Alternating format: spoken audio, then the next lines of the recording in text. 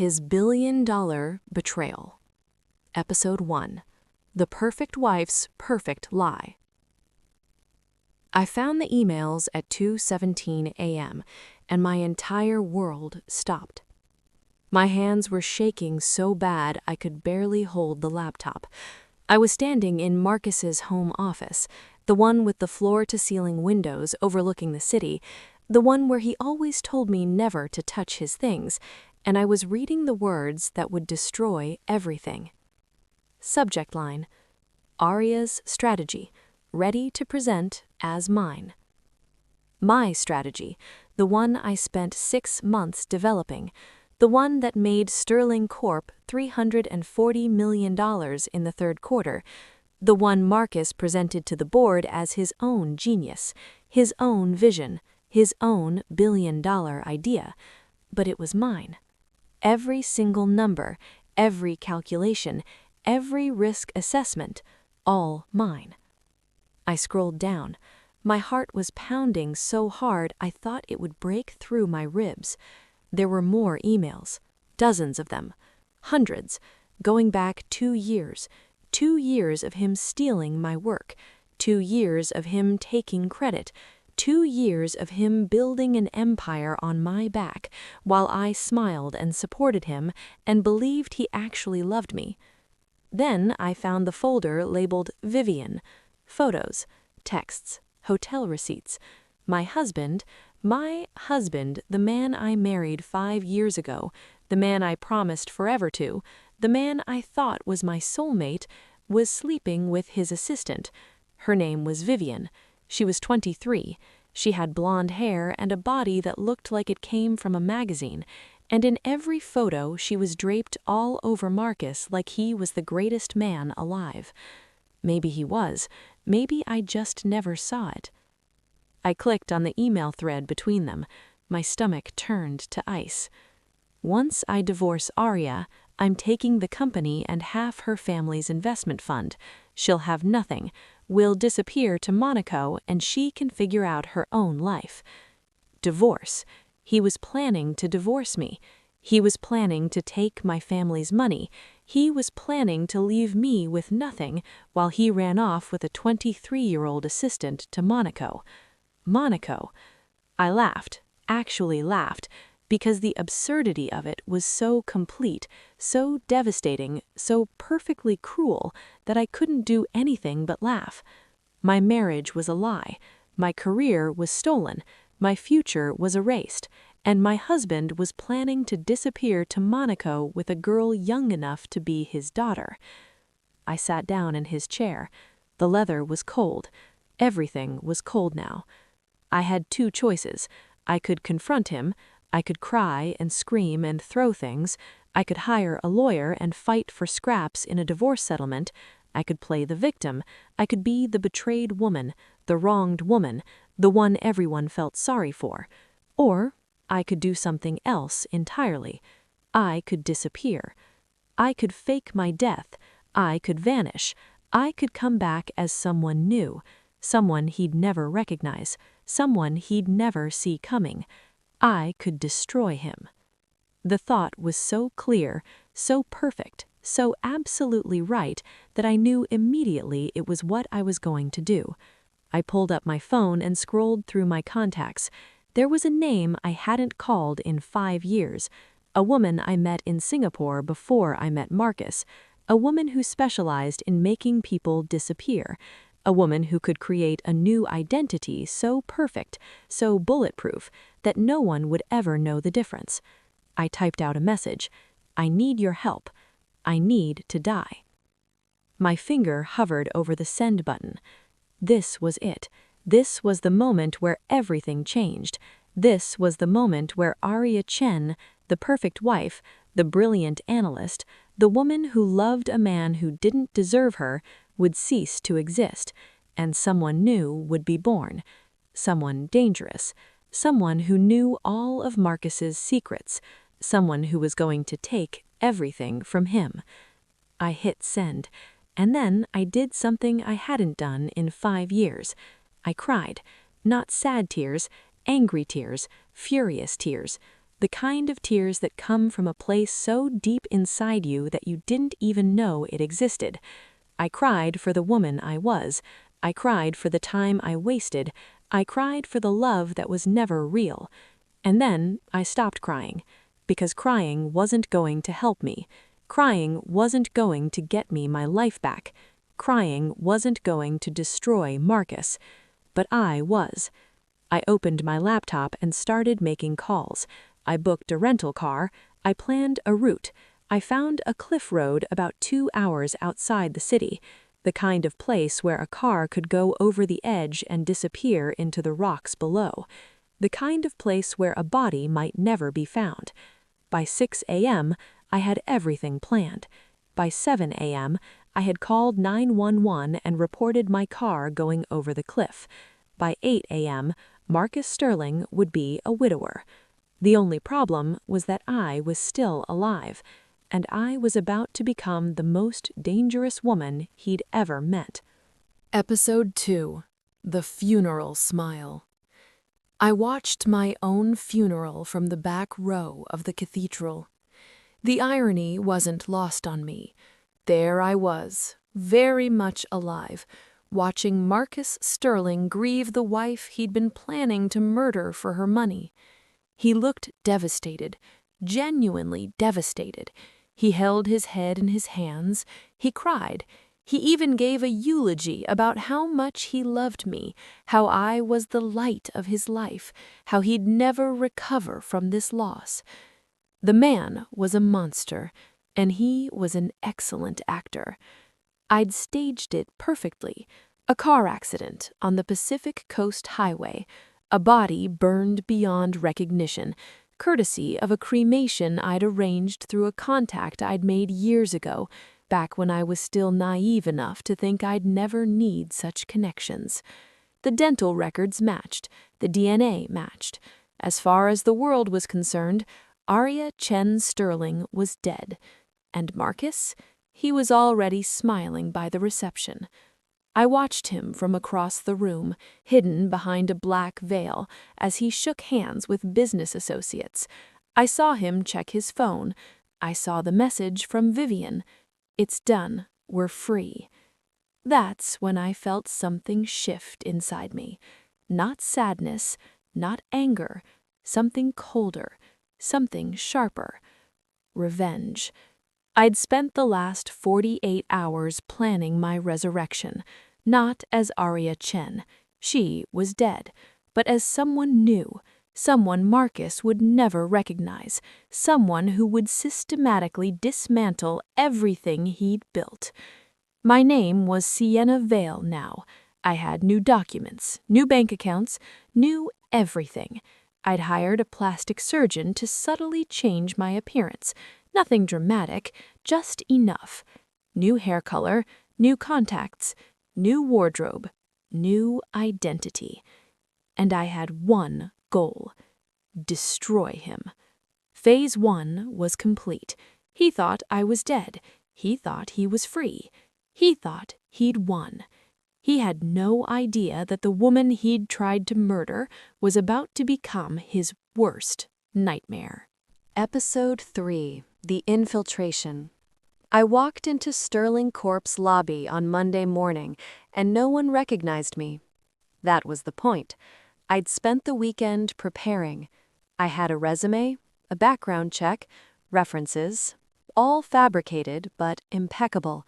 I had a job interview scheduled with the HR director. I had a position lined up in the marketing department. No one suspected a thing. "Welcome to Sterling Corp," the HR director said, shaking my hand. "We're excited to have you on the team, Sienna." I smiled, the smile of a woman who was about to walk into the lion's den.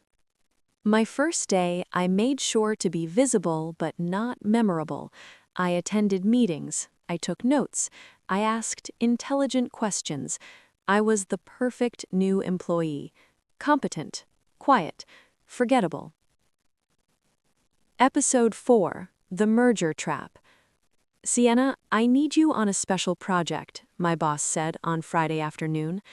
I looked up from my desk, my heart already racing. We're negotiating a merger with Blackwood Industries. Marcus wants someone from marketing to help with the pitch. You've impressed everyone. You're the one. Perfect. This was exactly what I'd been waiting for. Access to the merger negotiations, access to Marcus's inner circle, access to the deal that would either save his company or destroy it. I spent the weekend preparing. I researched Blackwood Industries. I studied their financials. I found their weakness.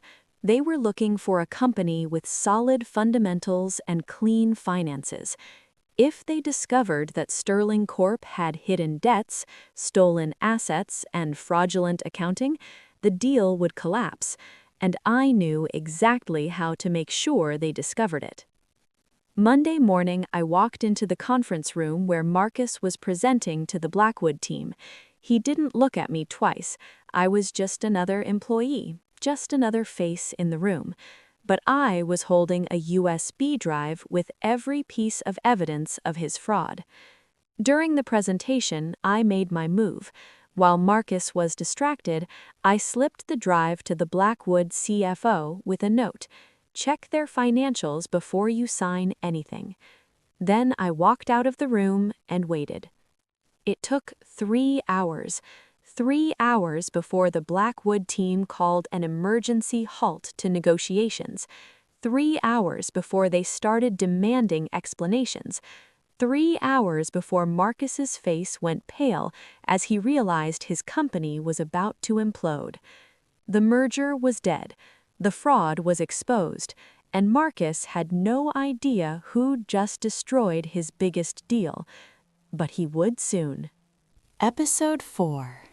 The Merger Trap. Sienna, I need you on a special project, my boss said on Friday afternoon. I looked up from my desk, my heart already racing. We're negotiating a merger with Blackwood Industries, he continued. Marcus wants someone from marketing to help with the pitch. You've impressed everyone. You're the one. Perfect. This was exactly what I've been waiting for. Access to the merger negotiations. Access to Marcus's inner circle. Access to the deal that would either save his company or destroy it. I spent the weekend preparing.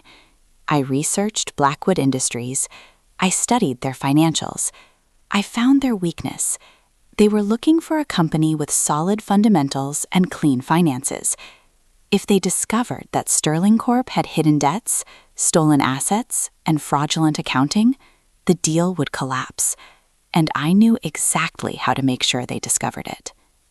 Monday morning, I walked into the conference room where Marcus was presenting to the Blackwood team. He didn't look at me twice. I was just another employee, just another face in the room. But I was holding a USB drive with every piece of evidence of his fraud. During the presentation, I made my move. While Marcus was distracted, I slipped the drive to the Blackwood CFO with a note. Check their financials before you sign anything. Then I walked out of the room and waited. It took 3 hours. 3 hours before the Blackwood team called an emergency halt to negotiations. 3 hours before they started demanding explanations. 3 hours before Marcus's face went pale as he realized his company was about to implode. The merger was dead. The fraud was exposed. And Marcus had no idea who just destroyed his biggest deal. But he would soon. Episode 5. The Father's Confession. The FBI showed up at Sterling Corp on Wednesday morning. I watched from my desk as agents in dark suits walked through the office. I watched as they escorted Marcus out in handcuffs. I watched as the company descended into chaos. The fraud investigation had begun. But here's what Marcus didn't know. I'd made sure the investigation went deeper than just the merger. I'd sent anonymous tips to the SEC. I'd provided evidence of embezzlement. I documented everything. And then I did something I didn't expect to do. I called my father. I hadn't spoken to him since I'd faked my death. He thought I was gone. He'd been grieving for a week. but I needed him now. I needed someone I could trust. "Dad, it's me," I said when he answered. There was silence. Then, "Aria? I'm alive. I can't explain everything right now, but I need you to know Marcus stole from us. He stole our family's investment strategy and $340 million. He was planning to leave me and disappear with his assistant." My father's voice changed, became hard, dangerous. "What do you need me to do?" "Nothing. Just be ready. When this comes out, when people start asking questions, I need you to have my back." "Always," he said. "Always, sweetheart." After I hung up, I realized something. This wasn't just about revenge anymore. This was about justice. This was about protecting my family. This was about making sure Marcus Sterling paid for what he'd done. And I was just getting started. Episode 6, The Board Meeting Betrayal. The emergency board meeting was called for Friday afternoon. Marcus was out on bail, and he was desperate.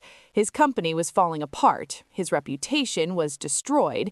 His assets were frozen. He had nothing left but his pride and his desperation. And I was about to take that too. I'd orchestrated a coup. I'd reached out to board members who were tired of Marcus's leadership. I'd provided them with evidence of his crimes. I'd shown them a path forward. Remove Marcus, restructure the company, and rebuild. They were ready to vote him out, but Marcus didn't know that yet. He walked into the boardroom looking like a man who'd lost everything. Because he had.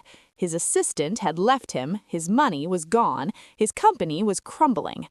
"Gentlemen," he said, trying to sound confident, "I know things look bad, but I can fix this. I can—" "You're fired," the board chairman said. The room went silent. "Effective immediately, you're removed from your position as CEO. Your severance package is being finalized. Security will escort you from the building." Marcus's face went white. He looked around the room, searching for an ally, finding none. "This is insane. You can't do this. I built this company. You stole from it," I said, quietly. Everyone turned to look at me. I stood up from my seat in the back of the room. "You stole from this company. You stole from your wife. You stole from your investors. And now you're going to pay for it." Marcus's eyes locked on mine, and I saw the moment he recognized me. His face went from white to gray. His mouth opened. No words came out. "Hello, Marcus. I'm back." Episode 7, The Penthouse Confession. He came to find me that night. I was waiting for him in the penthouse that used to be ours, the penthouse where he'd planned to celebrate my death with his assistant.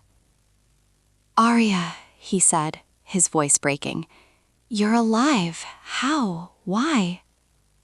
"Because you tried to kill me," I said coldly. "Because you stole from me. Because you betrayed everything we had."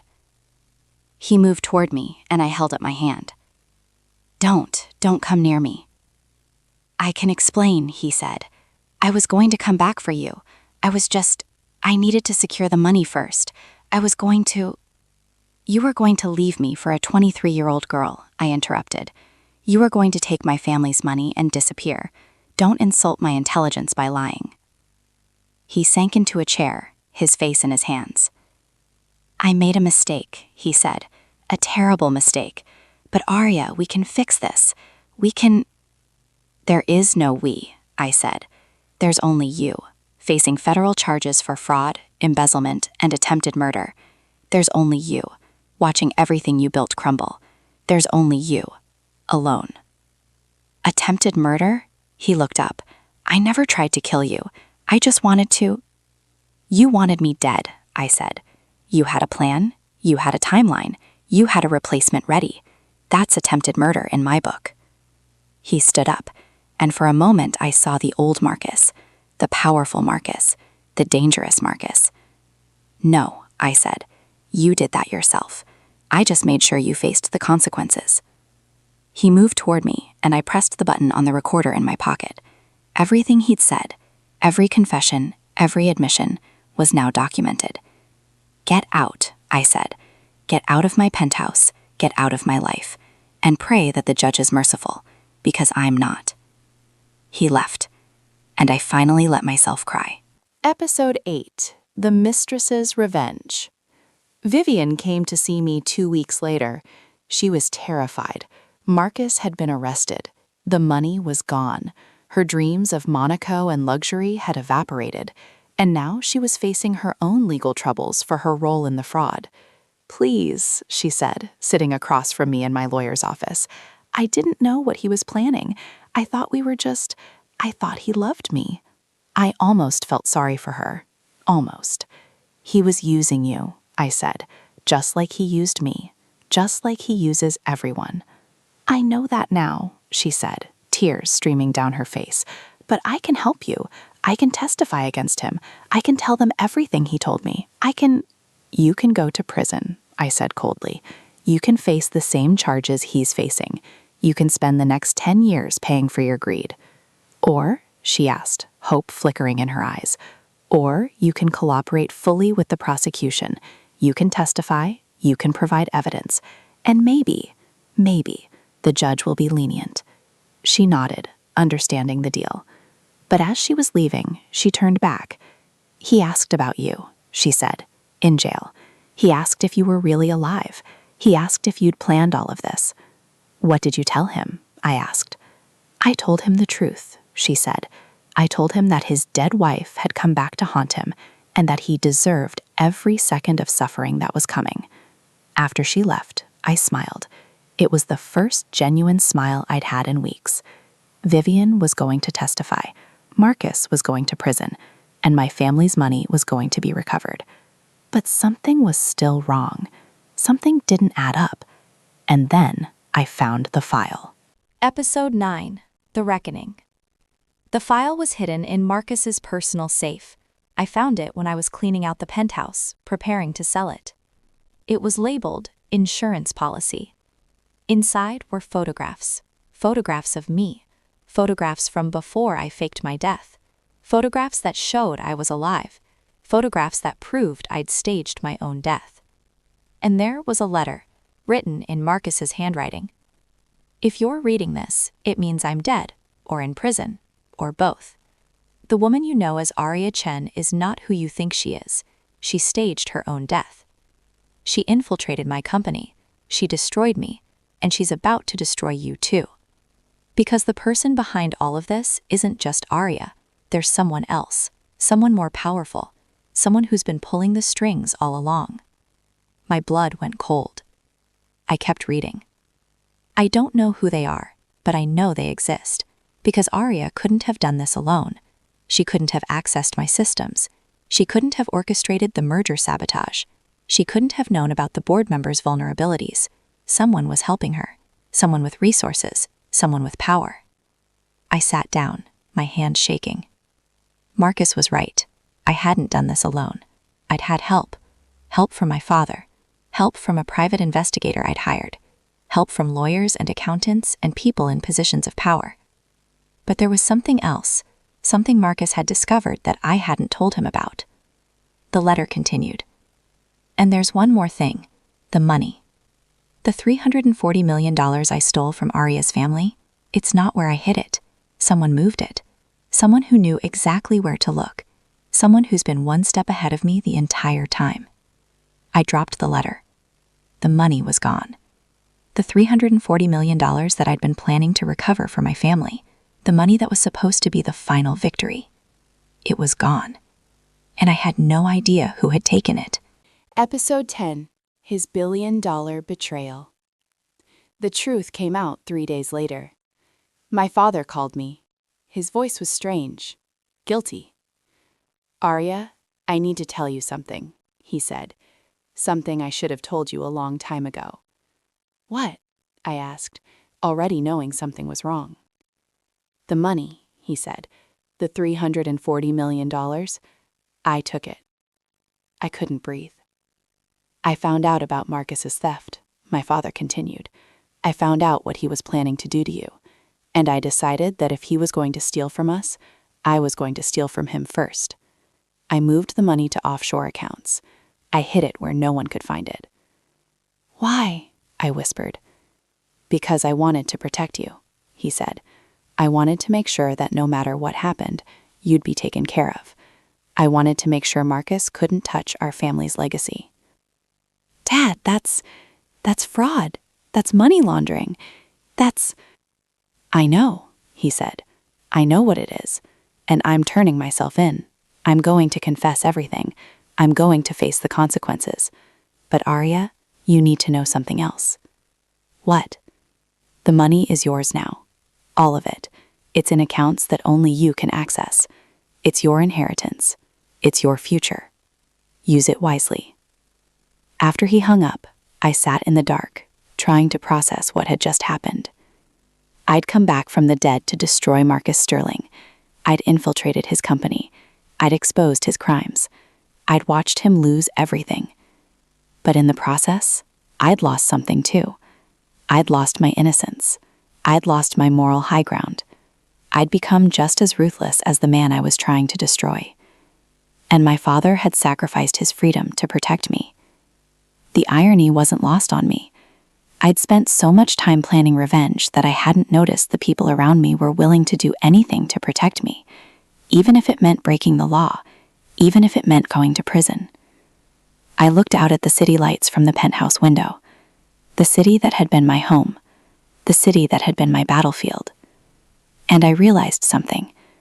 This wasn't over. This was just the beginning. Because somewhere in the darkness, someone was watching. Someone who knew who I was. Someone who knew what I'd done. Someone who was about to change everything. My phone buzzed. A message from an unknown number.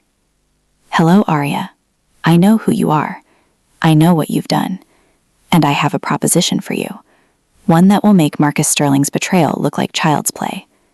Meet me tomorrow. Midnight. The old warehouse on 5th and Main. Come alone. Come ready. Because your real game is about to begin."